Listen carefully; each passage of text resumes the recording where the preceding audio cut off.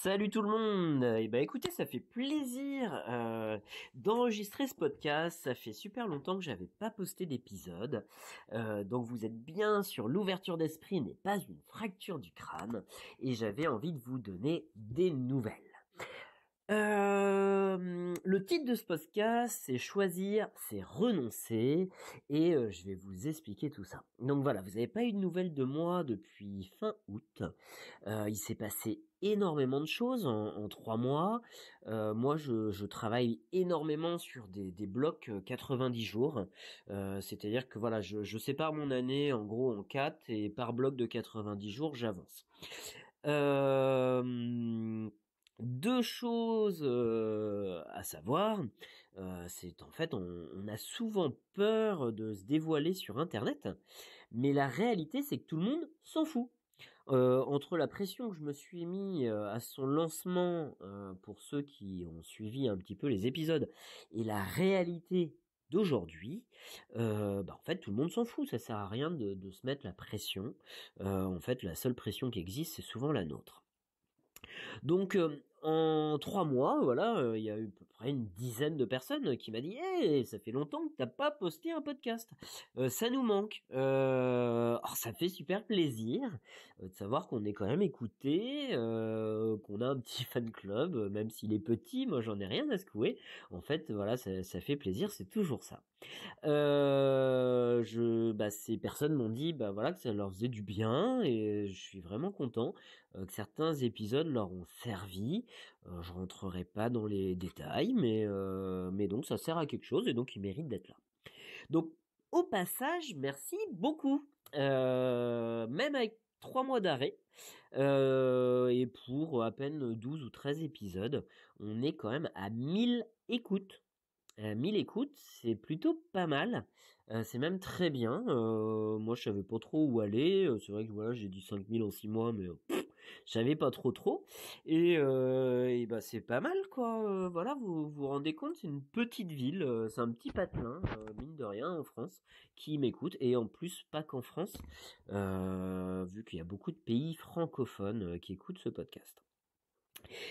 Donc pourquoi cet arrêt brutal, on va dire, simple. Voilà, en juin, je me suis demandé, mais qu'est-ce que j'en fais de ce podcast?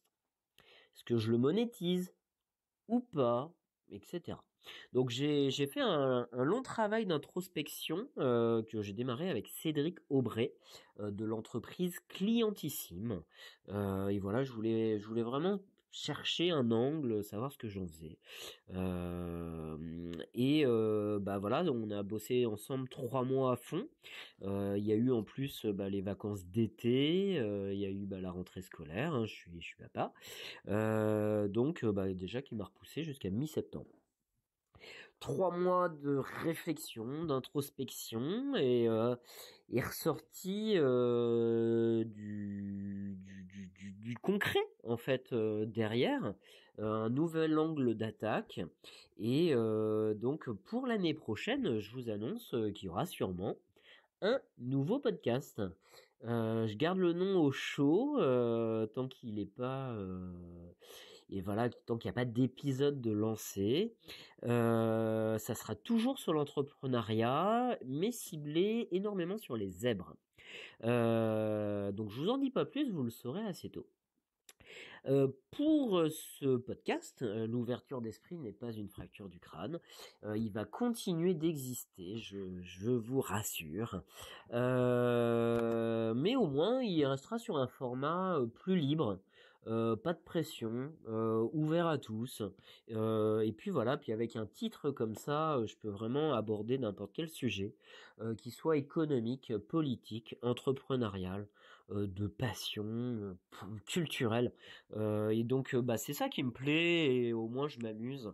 Et en fait, il compte s'il y en a au moins un que ça amuse là-dedans, c'est bien moi. Je suis un gros gamin et donc si voilà, si ça peut amuser d'autres personnes, j'en suis vraiment très content. En 6 mois, donc voilà, qu'est-ce qui se passe? Moi l'année dernière, j'ai fait quoi? En début d'année, j'avais lancé l'année avec un bilan de compétences et est ressorti de tout ça, le métier de développeur web. Donc voilà, donc là j'ai lancé, il y a quelques semaines mon dossier à transition pro, sur une école en distanciel qui s'appelle O'Clock, pour devenir développeur web, full stack, comme on dit, donc développeur front-end et back-end, c'est-à-dire le devant et l'arrière-boutique d'un site internet ou d'une application. Donc si tout se passe bien, mars 2023, à 35 ans, je reprends l'école, voilà pour ce beau métier de développeur. Ça va être très très très intensif vu qu'en fait on se rend pas compte, mais quand on parle de développeur web, c'est comme si que vous changez de pays en fait. Vous avez pas une seule langue, mais des langues à apprendre, à connaître, et même à jongler entre les deux, ou entre ces langues, vu qu'il y en a plusieurs. HTML, CSS, Python, SQL, PHP, quoi. Bref, je pourrais vous en citer un petit paquet. Pour ceux qui sont dedans, ça va leur faire sourire. Pour les autres, ils vont rien comprendre. Donc ça sert à rien que je détaille, mais donc voilà. Donc vu que ça va être intensif, je m'entraîne. Ça prend du temps. Donc voilà, donc c'est pour ça que j'ai préféré mettre ce podcast un petit peu de côté et pour gagner beaucoup de temps. Et donc voilà pourquoi l'adage choisir, c'est renoncer. Je vous explique un petit peu mon calcul. Aujourd'hui, moi j'arrive à bosser à peu près 54 heures par semaine. Des fois, j'ai quand même jusqu'à 60. Ça peut aller au-delà, mais j'évite. Et donc 54 heures, mais en fait, c'est 6 jours de 9 heures. Voilà. C'est simple, hein, 6 jours de 9 heures. Et donc moi, je me repose le dimanche. En fait, en gros, c'est à peu près mon habitude de vie depuis des années. Et donc, voilà, si je prends en compte dans ce calcul mon temps de route, car souvent je rentabilise ce temps à faire autre chose, en fait, ça va super vite, en fait. 60 heures. Vous enlevez 35 heures, moi qui ai mon temps salarié, j'ai à peu près 4 heures de route par semaine.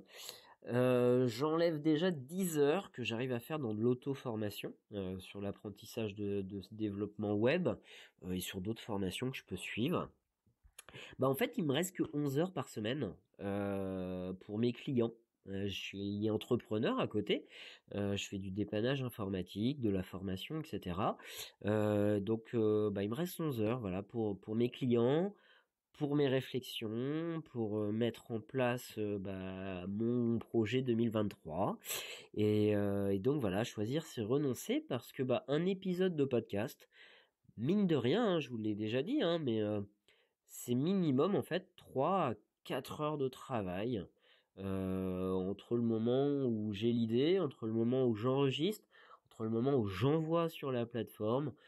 Si je me dis allez, je fais la découpe au niveau du timing, si vous voulez retrouver qu'un passage, voilà, et puis la publication sur les réseaux sociaux, c'est à peu près ça. Ça peut monter même à 7 heures sur des grosses interviews en fait. Donc voilà, donc j'ai préféré couper. Désolé. Donc c'est ce que je vous disais tout à l'heure, là ça va un petit peu reprendre. En fait, une fois que j'aurai lancé mon gros projet, j'aurai fait beaucoup de boulot. Et donc je pense que je pourrais gérer un petit peu ces deux podcasts en parallèle. L'ouverture d'esprit n'est pas une fracture du crâne, continuera d'exister.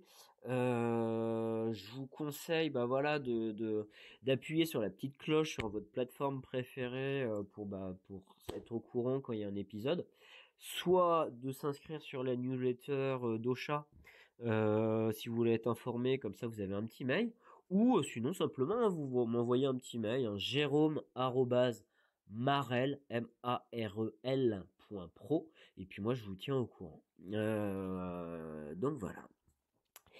Ce qui est drôle là-dedans, c'est qu'en fait, je me suis rendu compte avant de tourner cet épisode et de le préparer, j'avais déjà 3 épisodes de tournée.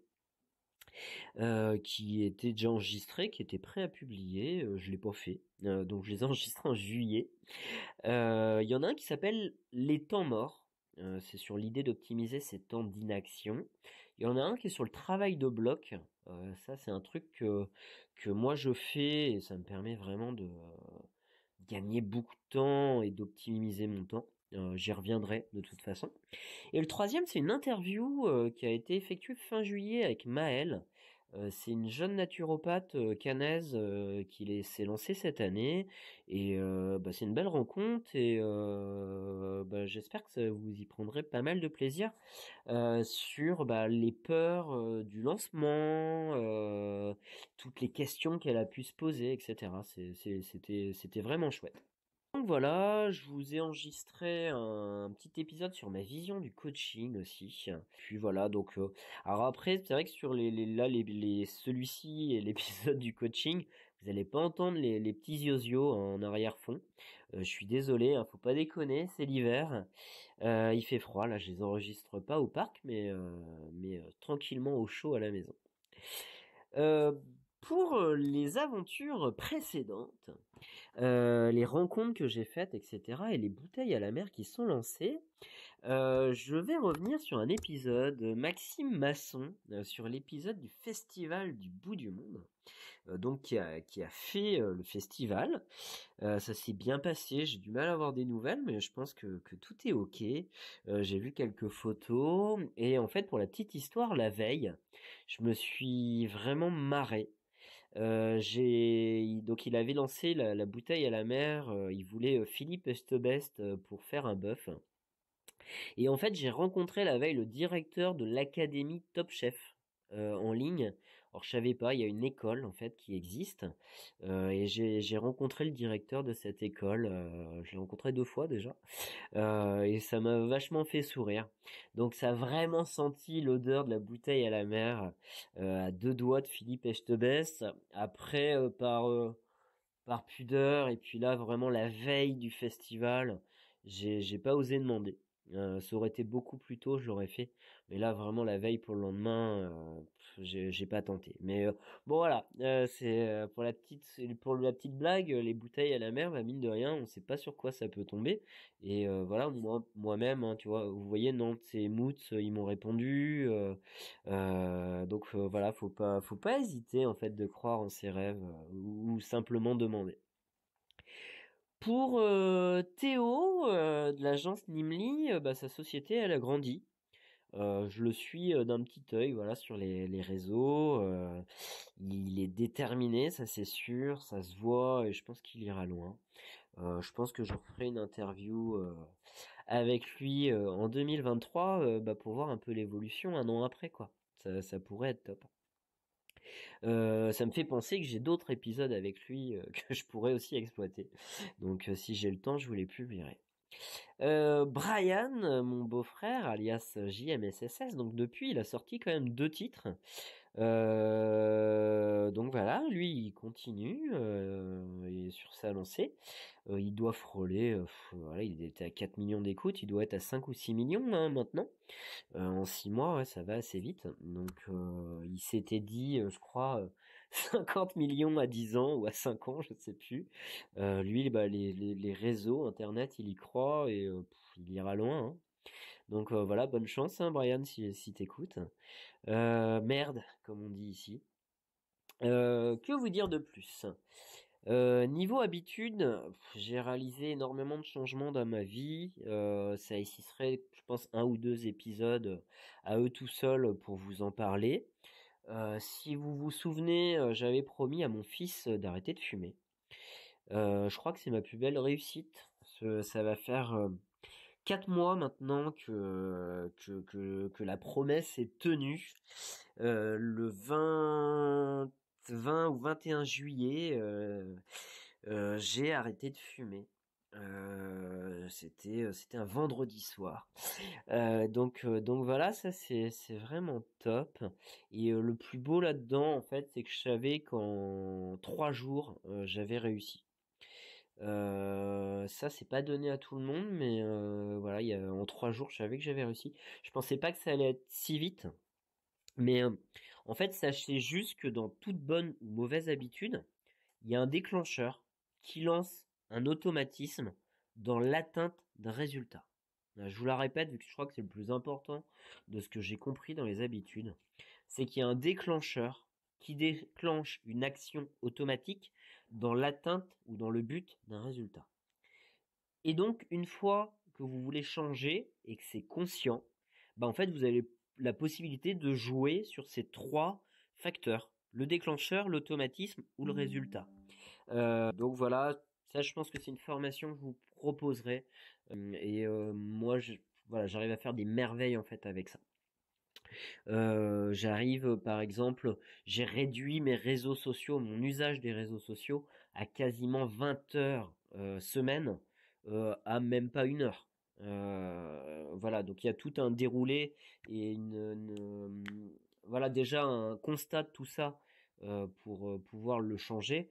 Et une fois qu'on met les automatismes et les résultats qu'on souhaite, en fait ça se fait tout seul.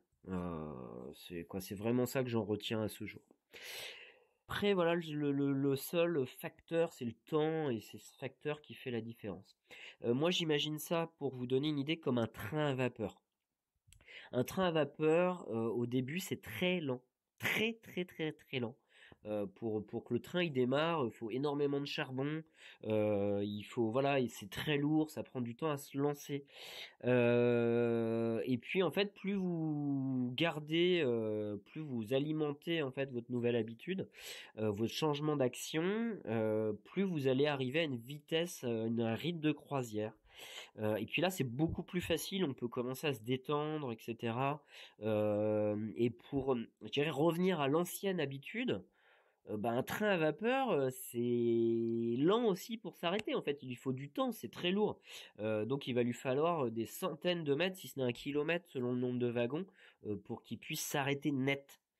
Voilà, il faut pas se jeter la pierre je dirais, qu'on enfreint les règles qu'on s'est fixées, si ça marche pas tous les jours, parce que en fait, moi j'appelle ça le cumulé croissant, hein, les petites actions, toutes les petites actions qu'on met en place, en fait, qui vont faire la réussite.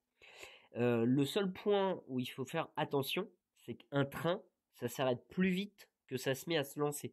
Il lui faut peut-être, voilà, pour passer de 60 km/h à 0, il lui faut peut-être 1 kilomètre. Donc voilà, ça s'arrête quand même net en 1 kilomètre. Pour d'aller 0 à 60 km, 60 km/h, il lui faut peut-être 1, 2, 3 km. Vous voyez? Donc ça met du temps à se lancer, mais c'est plus rapide pour se couper. Donc là, il y a un petit point de vigilance. Donc voilà, les amis, je vous remercie de votre écoute. Donc là, je peux vraiment vous promettre plusieurs épisodes là qui vont arriver jusqu'à janvier, mi-janvier.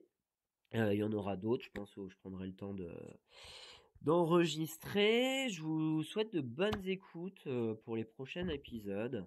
Et puis, je vous remercie d'être toujours là pour ceux qui m'écoutent depuis le début. Bienvenue aux nouveaux. Et puis, si je vous revois pas sur les réseaux, je vous souhaite de bonnes fêtes de fin d'année.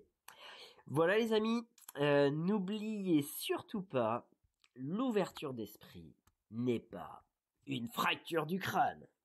Bonne journée.